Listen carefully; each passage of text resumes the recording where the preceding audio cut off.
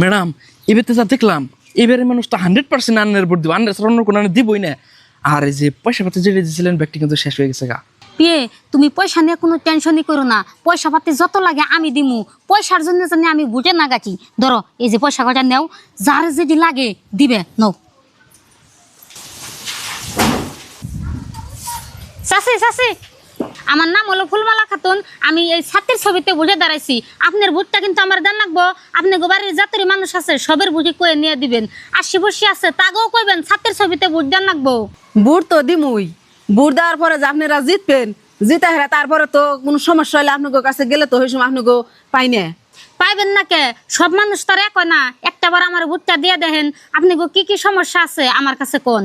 সমস্যার কথা কয়টা ঘুম আপনারে, কয়টা শুনবেন? এখন তো সরকারে একটা ঘর পেলাম না, এখন তো একটা লেট্রিন পেলাম না, সরকার একটা টিউবওয়েলও পেলাম না, মানুষের তো কোনো টানা টানা পানি না খাই।